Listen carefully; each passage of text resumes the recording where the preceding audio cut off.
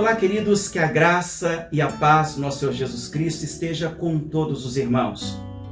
Hoje eu quero falar sobre um tema que afeta a todos em dosagens diferentes, claro, que é sobre o medo. Como podemos vencê-lo e entender este sentimento que nos cega e parece criar uma ilusão de ótica em nossa mente? Eu me lembro que, quando era criança, em quase todas as casas que ia com os meus pais havia uma Bíblia grande de folhas douradas, que geralmente ficava aberta na sala da casa, em cima de uma mesa ou em cima de uma estante, ou em um lugar onde todos pudessem ver. Eu me lembro que elas geralmente ficavam abertas no Salmo 91 ou no Salmo 23, me lembro como se fosse hoje. Isso fez com que eu memorizasse ambos os salmos e nunca mais esquecesse. Olha só que interessante, ambos traziam à memória a proteção e o cuidado de Deus mediante o perigo iminente. Era como se fosse uma oração que proporcionava refrigério por saber que mesmo estando só, Deus se fazia presente.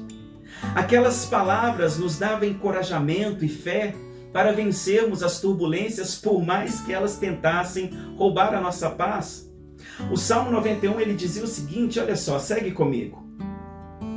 Aquele que habita no esconderijo do Altíssimo, à sombra do Onipotente descansará.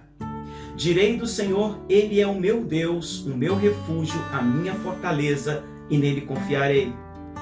Porque Ele te livrará do laço do passarinheiro e da peste perniciosa. Ele te cobrirá com as suas penas e debaixo das suas asas te confiarás. A sua verdade, olha que interessante, a sua verdade será o teu escudo e broquel. Não terás medo do terror de noite, nem da seta que voa de dia, nem da peste que anda na escuridão, nem da mortandade que assola ao meio-dia. Verso 7.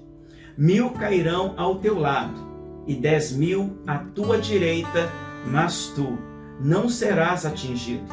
Salmo 91, dos versos de 1 a 7. Eu quero parar por aqui. Este salmo, ele apresenta o cuidado de Deus e nos garante que podemos depositar a nossa total confiança nele.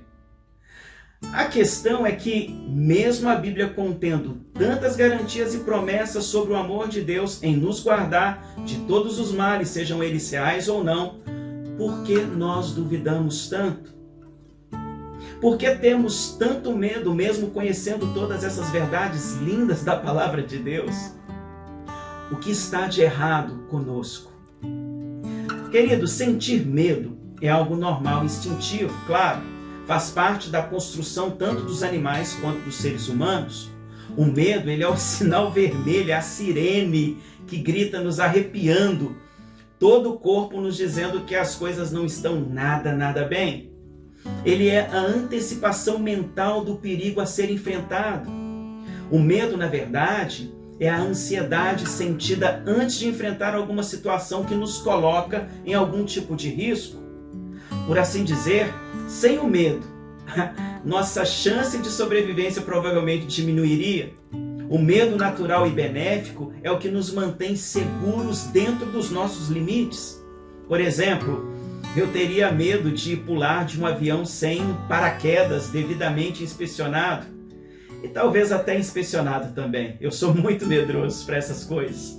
Eu teria medo, por exemplo, de andar na floresta amazônica à noite sozinho.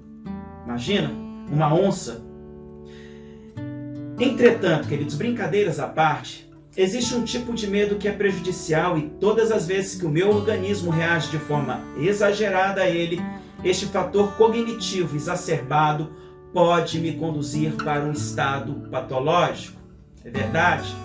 O medo exagerado na vida das pessoas pode fazer com que elas não sigam em frente e até desistam de sua caminhada, deixando de experimentar grandes coisas na vida por ficarem na zona de conforto. O medo, ele gera ansiedade, ele gera angústia, desânimo, que por sua vez em níveis elevados pode desencadear uma depressão, uma síndrome do pânico e várias outras patologias da mente. Não sei se você sabe, mas o mundo vive hoje na era do medo. Por isso, o índice de depressão e suicídio são gigantescos como nunca vistos antes na história.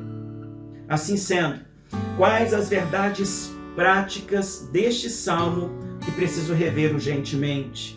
Quais os princípios são imprescindíveis para que eu vença o medo? Aliás, hoje percebo que a Bíblia, aberta na estante de uma sala, não anula a ação de Satanás em nossa mente.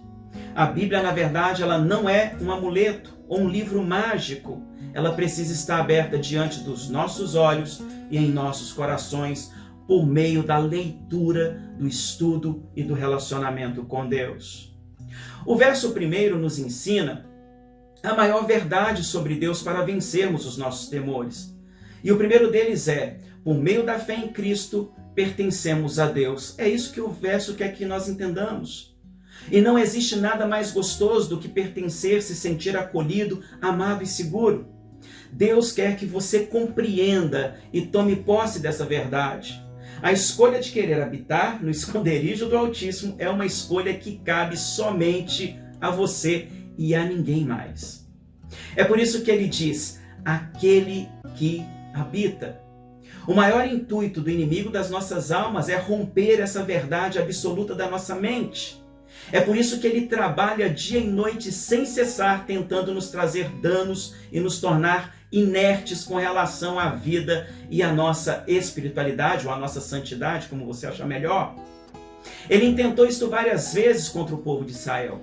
Você se lembra de quando os espias foram enviados por Moisés para espionar a terra de Canaã, a terra que mana leite e mel? Deus já havia prometido a terra a eles, porém o medo tomou conta de seus corações e eles optaram por não habitarem no esconderijo do Altíssimo, muito menos descansarem na sombra do Onipotente. Vejamos o relatório que eles deram a Moisés. Olha só. Entramos na terra a qual você nos enviou, onde manam leite e mel. Aqui estão alguns frutos dela, mas o povo que lá vive é poderoso, e as cidades são fortificadas e muito grandes. Não podemos atacar aquele povo, é mais forte do que nós, e espalharam entre os israelitas um relatório negativo acerca daquela terra. Disseram: a terra para a qual fomos em missão de reconhecimento devora. Olha como eles estavam enxergando. Devoram os que nela vivem. Todos os que vimos são de grande estatura, são gigantes. O medo quase que sempre é baseado num exagero e numa mentira de Satanás para aprisionar as pessoas. O medo, ele alimenta-se do próprio medo. Você já percebeu isso? E isso faz com que ele tome o controle das nossas mentes, nos fazendo acreditar que o perigo é iminente mesmo quando estamos perfeitamente seguros. Parte dos espias ficaram presos neste engano e deixaram de experimentar o melhor de Deus, que era sair do deserto. Irmãos, muitos estão presos nos desertos da mente, nos desertos da alma, da vida, e se recusam a sair para a terra que mana leite e mel, por terem medo de enfrentar o desconhecido. Vejamos a realidade da terra de Canaã na visão de Josué e Caleb. Olha só a diferença. Certamente subiremos e a possuiremos em herança, porque seguramente prevaleceremos contra ela. Números capítulo 13, verso 30. E foi isso que o povo fez. Não foi fácil essa decisão. Não foi fácil as batalhas, as lutas. Todavia o resultado foi que eles tomaram posse da terra e viram uma série de milagres e vivenciaram experiências marcantes no Senhor. E é isso que Deus quer fazer com você. Quando o medo tentar te aprisionar, lembre-se que a sua vida pertence a Deus. Nele encontramos proteção amorosa e eficaz. Não sei se você sabe, mas um alto preço foi pago, que é o sangue de Jesus, para nos livrar da escravidão. Em 1 Coríntios capítulo 6, verso 20, declara: porque fostes comprados por bom preço, glorificai, pois, a Deus no vosso corpo e no vosso espírito, os quais pertencem a Deus. Os versos de 2 a 3 nos revelam que não estamos sozinhos. Quando eu olho para estes versos, eu relembro das várias vezes que me vi enfrentando algum tipo de situação que me flagelava a alma, onde estas palavras do Salmo brotaram como grito de alívio em meu coração. E eu dizia: Deus, Tu és o meu refúgio e eu sou Teu. Tu és a minha fortaleza e eu confiarei plenamente em Ti. Não existe laço ou peste perniciosa que possa sucumbir essa verdade. Inclusive, eu não sei se você se lembra, mas as últimas palavras de Jesus antes de subir ao céu foram, olha só que tremendas, ensinando-os a guardar todas as coisas que eu vos tenho mandado, e eis que eu estou convosco todos os dias até a consumação dos séculos. Amém. Mateus 28, 20. Assim sendo, se você anseia por vencer o medo, aprenda a lidar com ele e a admiti-lo. Todavia, não despreze que acima de todo medo real existe um Deus de milagres que nos livra de todo mal. O terror que assolava o salmista, nós não sabemos aqui se era Moisés ou se era Davi, mas sabemos que o medo que o salmista enfrentava era real. O verso 5 declara: não terás medo do terror da noite, nem da seta que voa de dia, nem da peste que anda na escuridão, nem da mortandade que assola ao meio-dia. Vocês se lembram de Sadraque, Mesaque e Abidnego na fornalha de fogo? Havia com eles na fornalha um quarto homem. Eles não estavam sós. Você se lembra quando Daniel foi lançado na cova dos leões? O Senhor enviou o seu anjo e o guardou, Daniel 6, 22. A melhor maneira de lidar com uma resposta emocional de medo é questionar os pensamentos negativos. E isso significa subjugá-los. Diga a si mesmo: basta. Aprenda a racionalizar o medo, que às vezes é irracional. Às vezes ele é menor do que a imagem que a nossa mente está construindo. Os pensamentos negativos que nos afligem devem-se a uma reação obsessiva do nosso cérebro e não propriamente da realidade à nossa volta, e quase sempre é assim. Assim sendo, em vez de dirigir a sua atenção para o seu medo irracional ou para o que você teme vir acontecer-lhe, é melhor focar-se no que está acontecendo no momento, o que inclui todas as coisas positivas que os seus sentidos lhe permitem relembrar. Aprenda a discernir isto. Jesus ele disse: basta cada dia o seu mal. Comece gradualmente a enfrentar seus temores e lembre-se do que você já conquistou. E eu tenho certeza que você já conquistou muitas coisas. Certamente você já teve muitos momentos da sua vida em que conseguiu superá-los e percebeu que aquele gigante não era tão grande assim. Em Lamentações capítulo 3, dos versos de 21 a 24, a Bíblia nos ensina isto. Olha só o que diz a palavra de Deus. Quero trazer à memória o que me pode dar esperança. As misericórdias do Senhor são a causa de não sermos consumidos, porque as suas misericórdias não têm fim. Renovam-se a cada manhã. Grande é a tua fidelidade, a minha porção é o Senhor, diz a minha alma. Portanto, esperarei nele. Queridos, todavia, para que experimentemos o cuidado de Deus, a segurança que provém dele, é muito importante que façamos de sua palavra o nosso escudo e broquel. O salmista, no verso 4, ele declarou o seguinte, vamos lá? Ele te cobrirá com as suas penas e debaixo das suas asas te confiarás, a sua verdade serás o teu escudo e broquel. Quando uma galinha percebe a chegada de uma tempestade, ela chama seus filhotes e os protege debaixo das suas asas. Eu não sei se você já viu isso em algum sítio, algum lugar. Deus, sendo onipotente, ao ver, queridos, as rajadas de vento e os perigos que tentam nos destruir, ele faz o mesmo. Quando andamos na sua verdade, temos um escudo suficientemente poderoso para nos livrar de todos os dardos inflamados do maligno. Precisamos aprender a descansar nas palavras do Senhor. Elas são mais poderosas que qualquer muralha imposta pela vida.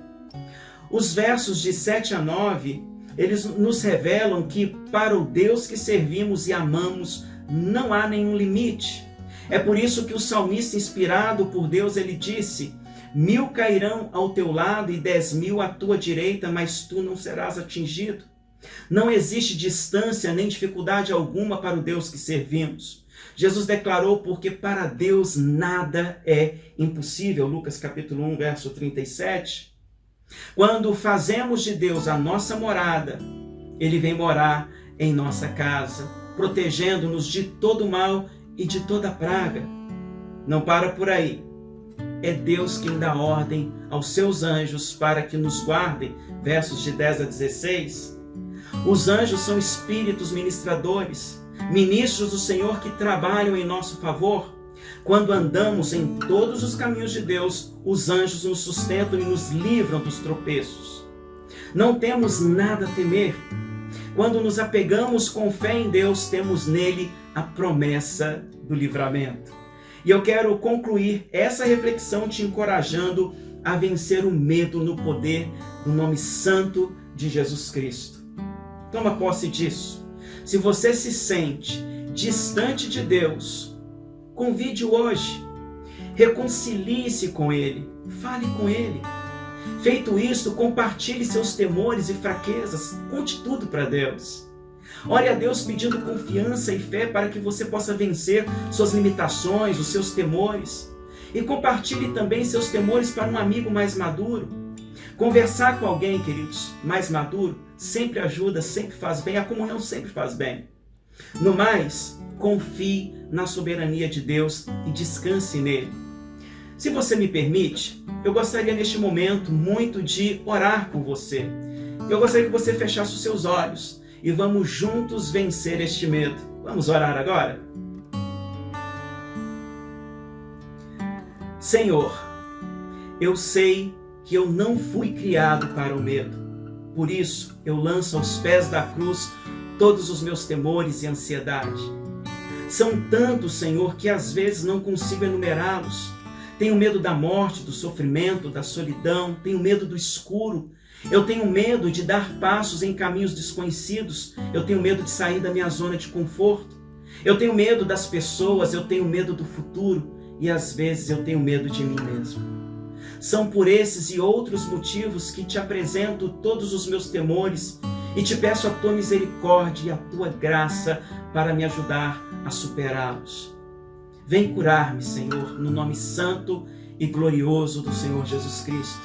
Vem ensinar-me a lidar com os meus medos e os meus desafios cotidianos. Renova o meu coração com a pureza do teu Santo Espírito. Eu estou disposto sim, Senhor, a permitir que a minha vida seja liberta, seja trabalhada pelo Senhor e que eu seja livre de todo mal. Derrama sobre mim o teu Espírito Santo com o dom da fé, da esperança e da alegria, quebrando em mim todo jugo e escravidão que Satanás tem tentado colocar sobre mim como um fardo. Ajuda-me a ter coragem, a ter mais santidade. Torna-me mais santo e amante da tua palavra, que é viva e eficaz. Assim te peço humildemente e suplico no nome santo de Jesus Cristo. Amém, Senhor. Amém. Queridos, que Deus te abençoe, vos abençoe ricamente. Meu anseio é que essa mensagem renove suas forças e lhe cubra com a esperança que provém de Jesus Cristo. Eu te desejo um grande abraço e até a próxima.